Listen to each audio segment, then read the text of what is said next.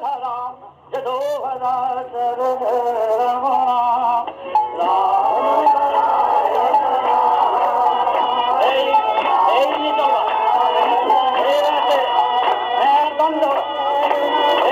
বলবে রাম নারায়ণ রাম নারায়ণ।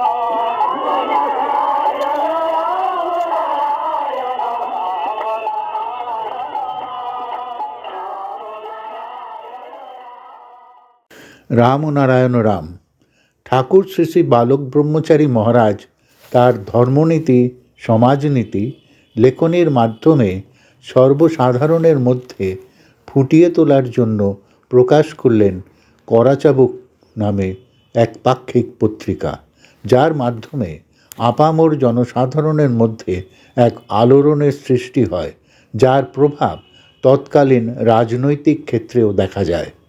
1965 সাল থেকে 1993 সাল অবধি প্রকাশিত সমস্ত পত্রিকার একটি শ্রবণ সংস্করণ অর্থাৎ অডিও ভার্সন বিভিন্ন পর্বে বর্তমান ও প্রবীণ প্রজন্মের কাছে উপস্থাপিত করার এক ক্ষুদ্র প্রয়াস। রাম নারায়ণ রাম।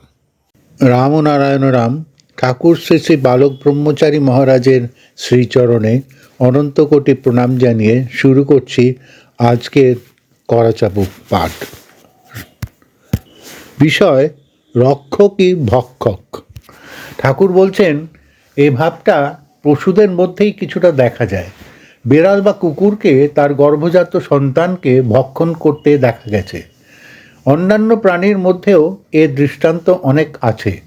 আরও এরকম আছে যাদের গা চুলকোতে চুলকোতে যদি রক্ত বের হয় আর সে রক্তের স্বাদ যদি জিহ্বা পায় তবে সে অঙ্গকেই খেতে শুরু করে দেয়। এদিকে ব্যথায় অস্থির কিন্তু মাংসের লোভও ত্যাগ করতে পারছে না। শেষবেলায় অঙ্গহীন, আজ যেমন ভারতের অঙ্গহানি ঘটেছে, এর জন্য আমরা নিজেরাই দায়ী। এই অঙ্গহানির মধ্যে পুরোপুরি হিংস্র স্বভাবের পরিচয় প্রকাশ পেয়েছে। নিজের মাংসকে নিজে খেয়ে কত বড় ক্ষতি করেছে, যার ফল এখনও আমরা ভোগ করছি। হিংস্রতা ও লালসা সম্পন্ন প্রাণীদের সংগঠন অতি ক্ষতিকারক ও ভয়ঙ্কর। এই হিংস্র জাতি বনে থাকে, এ কথাই পড়ে ও শুনে এসেছি। আজ দেখছি সে পড়া ভুল, সেই শোনা মিথ্যা। এখন তারা এসে আমাদের প্রতিবেশীর মধ্যে ঠাঁই নিয়েছে। তাদের থেকে দেশবাসী কি আশা করতে পারে? খাওয়া পেত না, পড়া পেত না, বনে জঙ্গলে ফেউ ফেউ করে ঘুরত, এখন হঠাৎ খাবারের থালার সামনে এসে পড়েছে। আর কি নড়ে? আশেপাশে কি হলো দেখবারও সময় নেই। তোরা থাক বা মর, আমারটা আমি আগে সেরে নিই। খা তো খা, ক্ষতি নেই। খেয়ে আবার সেই পাতেই বিষ্ঠা ত্যাগ করলো, অপরে এসে যাতে ভাগ বসাতে না পারে। কোনোটার মধ্যেই তারা নেই। যাদের কাজ শাসন ও শৃঙ্খলা রক্ষা করা, তারা বসে গেছে পানের দোকান, বিড়ির দোকান নিয়ে। তাদের থেকে আমরা কি আশা করতে পারি? জনগণকে স্বতঃস্ফূর্ত সুযোগ দেওয়াই হলো শাসন ও রক্ষাকর্তাদের কর্তব্য। তারা তাদের বঞ্চিত করে নিয়ে এলো নিজেদের হাতে। কি জানি তারা যদি দুটো মুঠো খেতে পায়, সেটা আমাদের মুখেই এসে পড়ুক। মুখের গর্তে ঢালতে ঢালতে গর্ত ভরা এখনও শেষ হয়নি। জনগণ যেটার মধ্যে হাত দেয় সেটাই দেখে তাদের হাতে নেই। এক মুঠো খাবে, সেই গ্রাসে পর্যন্ত হাত পড়েছে। বাচ্চা দুধ খাবে, সেই স্তনেই মনে হয় ট্যাক্স দিতে হবে। প্রকারান্তরে দিতেও হচ্ছে। বাচ্চা স্তন্য পান করতে যাবে, সেখানেও মনে হয় আর কদিন পরে ট্যাক্স বসানো হবে। এরা চায় কি? কেউ যাতে শিক্ষায় দীক্ষায় কোনো দিকে না দাঁড়াতে পারে তাই চায়। সবাইকে পঙ্গু করে রাখতে চায়। আরও চায় সবাই বর্বর বনুক, যেটা হিংস্রতার আরেকটা রূপ। তবেই তাদের সুবিধা হয়। দেশে কোটি কোটি লোক রয়েছে, কোন জায়গায় না আছে অসুবিধা? হাসপাতালে যাও, সিট 100, প্রার্থী 1000।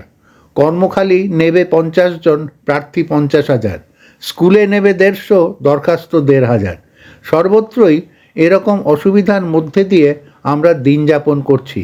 এরাই রক্ষা করছে এরাই শাসন করছে, এরাই আবার সব কিছু আত্মসাৎ করছে। নিজেদের এই গ্রাস করার চিন্তায় জাতির সর্বনাশ করতেও একটু দ্বিধা করছে না। তাদের কান্না, আমার শখের পাঁঠাটি হারিয়ে গেছে।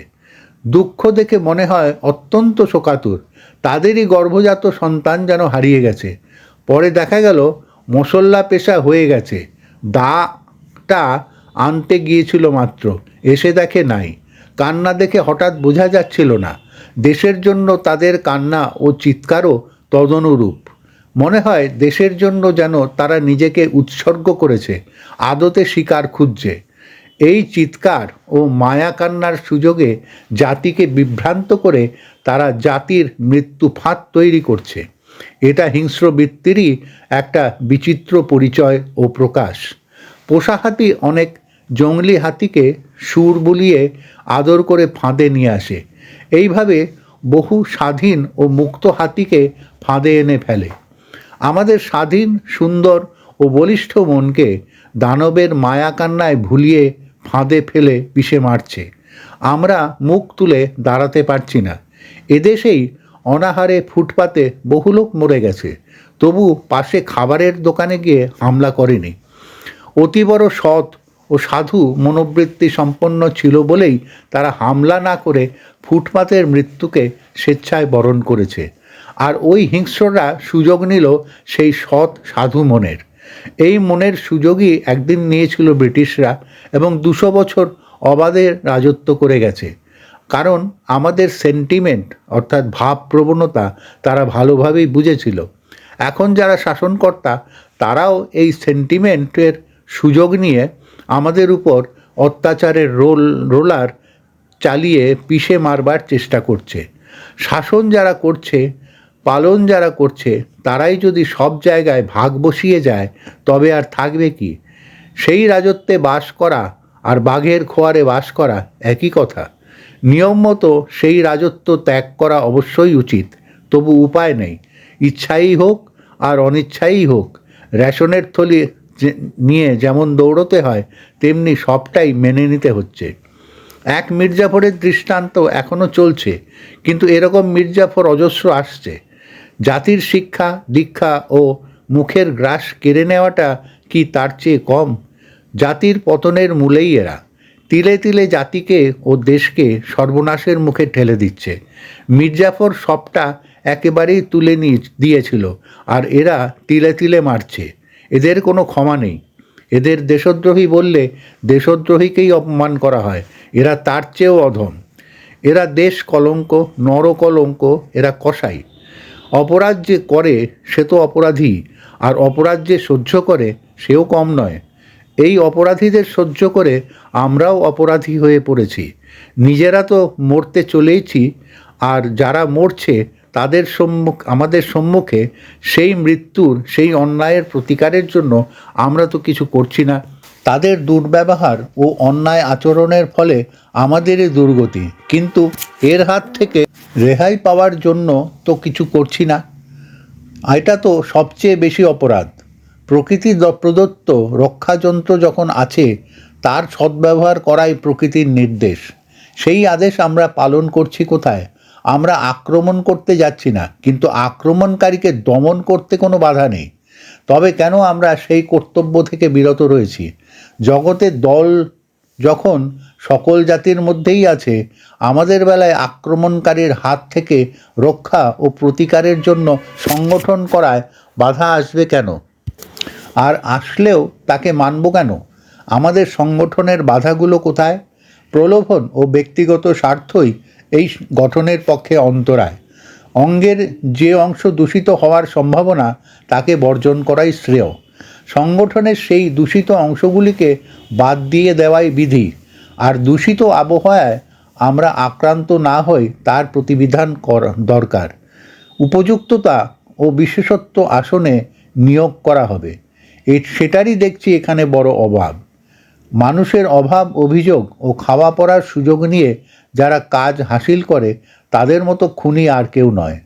সেই খুনিদের এখন কি করা উচিত? কোটি কোটি দেশবাসীর হাতেই সে বিচারের ভার রইল।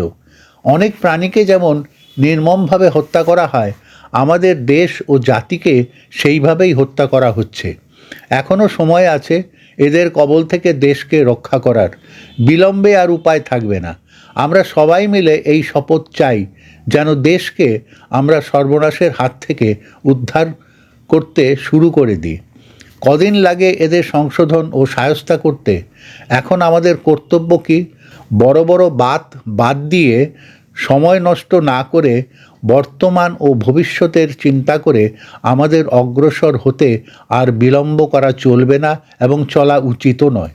ভারত শুধু ব্যাধিগ্রস্ত নয়, সমগ্র পৃথিবী আজ রোগাক্রান্ত। যে সংগঠনের কথা বলছি সেই সংগঠন শুধু ভারতের ভূমিতেই আবদ্ধ থাকবে না, সমস্ত পৃথিবীর বুকে এই সংগঠনের ঢেউ ছড়িয়ে পড়বে এবং সবাই এই সংগঠনে এসে সহযোগিতা করবে এই বিশ্বাস রাখি। কারণ এই সংগঠনের ভিত্তি অতি পাকা ভিত্তি। সবাই এই ভিত্তির মূলে এসে পড়বে। এখানে অনেক বাধা বিঘ্ন অতিক্রম করেই চলতে হবে, পিছপা হলে চলবে না। মাটির দাবি সবারই আছে, তাই সেভাবেই আমাদের সকলের ভাবতে শেখা উচিত। আঘাতের বণ্টন থেকে যখন বাদ পড়ছি না, তবে কেন এখন আমরা ভাবব না? আমাদের এখন সেইভাবেই তৈরি হতে হবে। রাম ও নারায়ণ রাম। প্রিয় শ্রোতাবৃন্দ, আপনারা আপনাদের মতামত কমেন্ট করে জানাবেন এবং শেয়ার করে সবার মাঝে ঠাকুরের কথা ছড়িয়ে দেবেন এবং সাবস্ক্রাইব করে দেবেন যাতে পরবর্তী অধ্যায়গুলো আপনাদের কাছে সহজেই পৌঁছে যায়। রাম ও নারায়ণ রাম।